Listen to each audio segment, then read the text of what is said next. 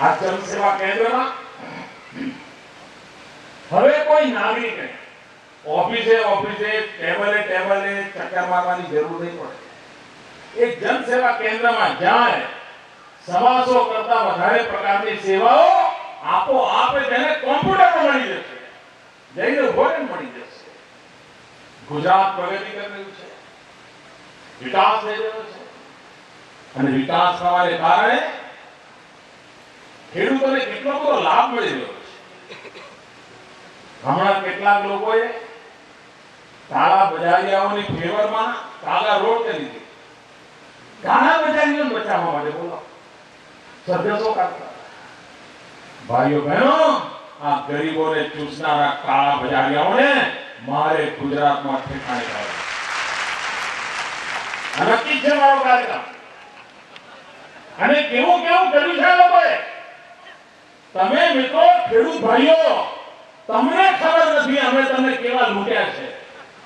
હું ઉદાહરણ આપું. નવી શરતની જમીન જૂની શરત કરવાની હોય, બિચારા ખેડૂતને આ કામ કરવું જ પડતું હોય, તો આ સરકારોએ 90% પ્રીમિયમ લેતી હતી. 90%. તમારા હાથમાં 10% લે, 90% સરકારની તિજોરી જતી રહે, અને તમને ખબર જ નહોતી. ખેડૂતોને ખબર જ નહોતી, કારણ કોઠે પડી 35 વર્ષથી ચાલતું હતું. એટલે અમે પ્રયોગ તરીકે કામ કર્યું. પહેલા કહ્યું કે ક્રાઇમ લોલે શું થાય છે, એટલે બહુ સરકારને મોટું નુકસાન તો નથી થઈ જતું ને, એટલે અમે 90 ને 80 કર્યા. અને 80 કર્યા પછી અમારા ધ્યાનમાં આવ્યું કે આ ખેડૂતોની મોટા મોટી સેવા થાય એવી છે. અને એ પ્રયોગ સફળ થયો. એટલે ભાઈઓ બહેનો, કોઈ પણ ખેડૂતને ગર્વ થાય એવું કામ જે 35 વર્ષથી પડી રહ્યું હતું, અમે આ પ્રીમિયમની રકમ 90 માંથી પહેલા 80 કરી, અને હવે 80 માંથી 40% કરી નાખી. 40%. અને એના કારણે શું થયું? ખેડૂતની જે સંપત્તિ છે, જમીન છે, એ સંપત્તિ આપોઆપ ડબલ મૂલ્યની થઈ ગઈ. ભાઈઓ, આટલો મોટો લાભ ખેડૂતે એના દીકરાને લઈ દીધો હોય એટલો આ સરકારે ખેડૂતને દીધો છે. ભાઈઓ, આ કામ હવે છે, અને એનો લાભ ખેડૂતોને થવાનો છે. એક જમાનો હતો કે ખેડૂત દીકરીના લગ્ન કરાવવા હોય, દીકરી મોટી થતી હોય, આર્થિક સ્થિતિ સારી ના હોય, એટલે પ્રસંગ પાર પાડવા માટે બિચારો જમીન વેચે. 5 વીઘા જમીન હોય તો વીઘું જમીન વેચીને રૂપિયા આવે, અને એમાંથી દીકરી પરણાવવાનો વિચાર કરે. 1 વીઘું જમીન વેચવા નીકળે, કોઈ લેવા વાળું ન મળે. 5,000, 7,000, 10,000, 15,000. અને પેલા ખેડૂતને 15 તો આટા ખવડાવે. પાછો એમ કે હપ્તેથી પૈસા આપી દે, જમીન આપી દે. આવું કે આ ત્રાસ હતો ખેડૂતોને. જમીન તો લેતો નહોતો મિત્રો, અને લેતો પણ ફોડી ખાય, લૂંટી ખાય. આજે આ સરકારની વિકાસ યાત્રાનું પરિણામ એ છે કે જે જમીન 3,000 રૂપિયામાં કોઈ લેનાર નહોતું, આજે 13 લાખનો ભાવ ખેડૂત છાતી કાઢીને બોલે છે. જમીન લેવી હોય તો મંગળવાર આપજે, આજે ને આજે કામ છે, ના પડે છે. વોટ છે સાહેબ? છે ને વાત? આ વિકાસ કહેવાય દોસ્તો. ખેડૂત આમ ટેબલ પર હાથ પછાડીને કહેતો હોય છે, આજે નહીં કાલે ગમે તેવી મોટી ગાડી લઈને આવ્યો ને બાબુ, એને કાઢી મૂકે. કાલ આવજે, આજે કામ છે. અને 3,000 માં જે જમીનનો ભાવ હતો 13 લાખના ભાવે આજે ખેડૂત રાજા બની ગયો છે. ભાઈઓ, એની મરજી પર જીવો કરી દીધો છે. એનું પરિણામ શું થયું?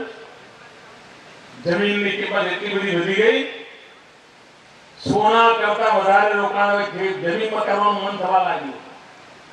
અને એટલે સુતારાઓ આવી જાય, માફિયાઓ આવી જાય, ખોટા દસ્તાવેજો કરી જાય. બિચારો ખેડૂત ભલો ભલો હોય, એને લૂંટ ચાલે. આ ખેડૂતોની રક્ષણ માટે આપણે કામ કર્યું છે. આ તમે તાલુકામાં, જિલ્લા સદનમાં જશો ને, તો ત્યાં તમારા અંગૂઠાની નિશાનીઓ વાળી વ્યવસ્થા છે. જ્યાં સુધી તમારા અંગૂઠાની નિશાની ના આવે ત્યાં સુધી દસ્તાવેજ જ નહીં થાય. પાકું કરી દીધું સાહેબ, પાકું કરી દીધું છે. એના કારણે ખોટા દસ્તાવેજો કરીને ખેડૂતોને છેતરી જનારા લોકો એમની દુકાનો બંધ થઈ જવાની છે. આ બધા વચ્ચે કે આ કંપનીના ખેડ પૂરા થઈ જવાના. આ કામ આ વાયબ્રન્ટ તાલુકા દ્વારા, જનસેવા કેન્દ્ર દ્વારા, ટેકનોલોજીના ઉપયોગ દ્વારા ઉત્તમમાં ઉત્તમ સેવા ગરીબમાં ગરીબ માણસને મળે, એનું નામ એટલે આપણો તાલુકો વાયબ્રન્ટ તાલુકો. આ કામ થાય. ભાઈઓ બહેનો, મોટા મોટા શહેરોમાં તો ગટરો હોય, પણ નાના નાના તાલુકા કક્ષા કરતા નાના ગામો ત્યાં વ્યવસ્થા ક્યાં હોય? આ સરકારે કરોડો રૂપિયા, ભલે નગરપાલિકા ના હોય તો પણ અમુક કરતા વધારે જનસંખ્યા રહેતી હોય તેને ભૂગર્ભ ગટર આપવી જોઈએ, જેથી કરીને લોકોના આરોગ્યની ચિંતા કરી શકાય. ભાઈઓ બહેનો, ગુજરાતની અંદર એવા સેંકડો નાના નાના નગરો કાઢ્યા છે કે જેને ભૂગર્ભ ગટરનું કામ પણ પૂરું કરવાની નેમ સાથે આ સરકાર આખા તાલુકે વાતાવરણ બનાવ્યું છે. અને હમણાં જે જનસંખ્યાના આંકડા આવ્યા છે ને, એમાં ગુજરાતમાં શહેરી વસ્તી 40-42% વટાવી રહી છે અને શહેરો પર નકરી વસ્તી 50-55% આસપાસ પહોંચી ગઈ છે. તો આપણે વ્યવસ્થાઓ પર વિસ્તારવી પડશે, વિકાસ પણ કરવો પડશે. અને એ જો કરવો હશે તો વિકેન્દ્રિત વ્યવસ્થા ઊભી કરવી પડે. માત્ર ગાંધીનગરથી ચલાવી ન શકાય, માત્ર જિલ્લાના વડા મથકથી ન ચલાવી શકાય. તે જ ગતિથી આગળ વધવું હોય તો તાલુકાને શક્તિશાળી બનાવવો પડે.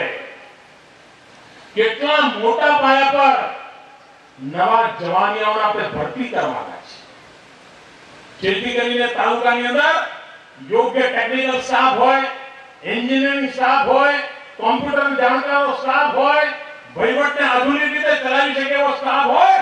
લાખોની સંખ્યામાં ગુજરાતમાં જવાનીઓના કારણે ભરતી થવાની છે. કારણ મારે તાલુકાને શક્તિશાળી બનાવવો છે, તાલુકાને ક્ષમતાવાળો બનાવવો છે. એનું કામ થવાનું છે. આ ભરતીને કારણે તદ્દન યુવા ઉત્સાહી પેઢીને કામ મળવાનું છે. એના હાથમાં જવાબદારી આવવાની છે. એના કારણે ગતિ તેજ થવાની છે ભાઈઓ. નહીં તો દૂર દૂરના તાલુકા હોય, નોકરી કોઈ જવા તૈયાર ન થયા દિવસો હોય.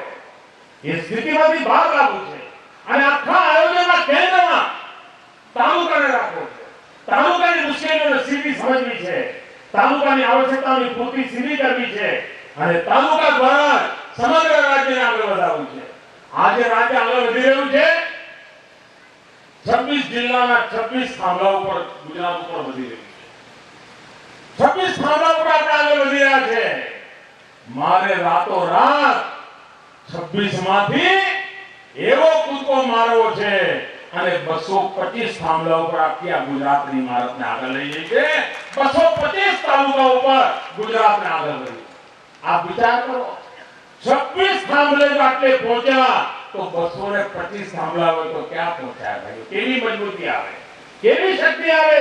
એક કામ આ 225 વાયબ્રન્ટ તાલુકાઓ દ્વારા આખો એક ઉપાડ લાવવો છે. એક ઊંચાઈ આપવી છે. એ ઊંચાઈ આપવાનું કામ એના દ્વારા કરવું છે. ગુજરાતને નિત્ય નવી વિકાસની યોજનાઓ સાથે જોડવું છે. નવી નવી વ્યવસ્થાઓ આપવી છે. સામાન્ય માનવીની સુખાકારી માટે આપવી છે.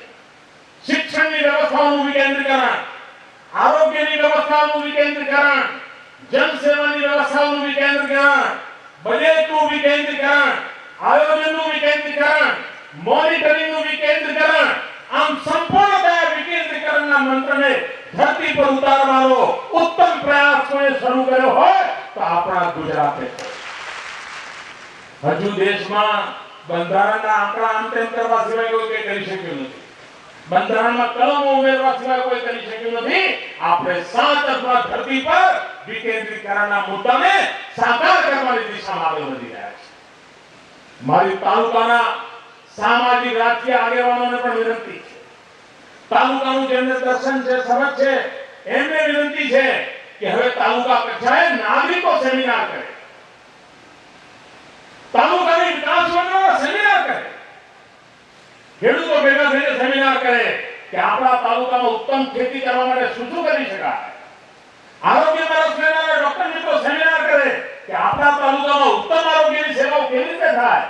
આખું મનોમંથન તાલુકા દ્વારા, તાલુકામાં, તાલુકા માટે, તાલુકાની લોકશક્તિના ભરોસે થાય એવી મારે શરૂઆત કરવી છે. મારે લોકોને જોડવા છે અને એકવાર તાલુકાના આ પ્રકારની ટીમો તાલુકાના વિકાસ માટે વિચાર કરશે તો ક્યારે પાછા વળીને જોવું નહીં પડે. વિકાસની મહેનત આવશે મિત્રો, કારણ કે તાલુકાની કક્ષાએ વિચાર કરનારી ટીમ તૈયાર થશે અને સરકારના તાલુકાના અધિકારીઓ સમાજની આવી ટીમો બનાવીને જોડશે. એ દિશામાં કામ કરવું છે. ભાઈઓ બહેનો, વિકાસની નવી ઊંચાઈઓને પાર કરવાની એક મથામણ છે.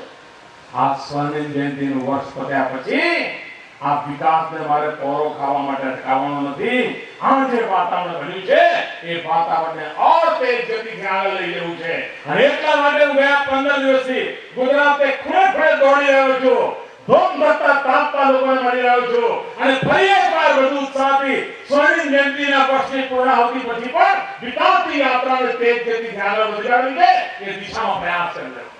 મને આપના આશીર્વાદ જોઈએ, મને આપનો સાથ સહકાર જોઈએ.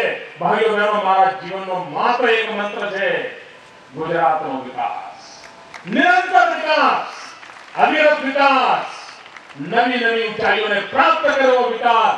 આવો વિકાસનો મંત્ર આપણા બધા દુઃખો દૂર કરશે.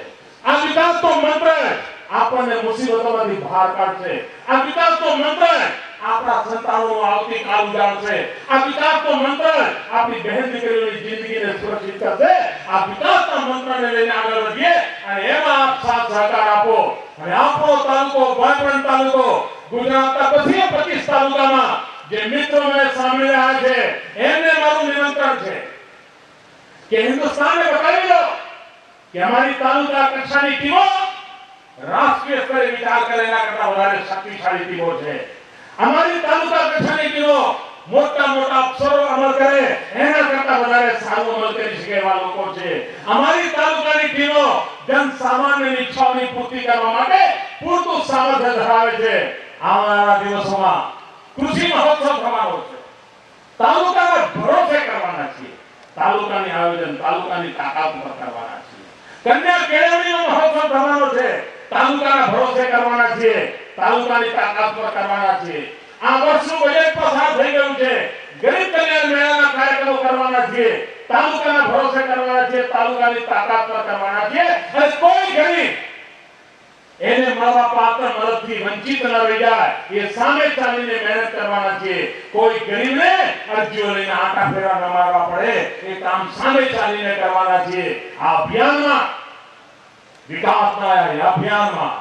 વિકાસના લોક આંદોલનમાં આ એક મનેરો અવસર છે. આપણો તાલુકો, વાયબ્રન્ટ તાલુકો, એમાં ભાગીદાર બનો અને આ ડભોઈની ધરતી, ડભોઈ ઐતિહાસિક નગરી છે. ડભોઈનો પૌરાણિક યુગનો ઉલ્લેખ છે. આ ડભોઈ આખા ગુજરાતને માટે પ્રેરણા આપે એવું બને અને ગાયકવાડી પડોશમાં આપણું એ ગાયકવાડી અસર રીતે આપણો તાલુકો વાયબ્રન્ટ તાલુકો બને એ દિશામાં આગળ વધીએ. એ શુભકામનાઓ સાથે જય જય ગરવી ગુજરાત, જય જય સ્વર્ણિમ ગુજરાત, જય જય સ્વર્ણિમ ગુજરાત.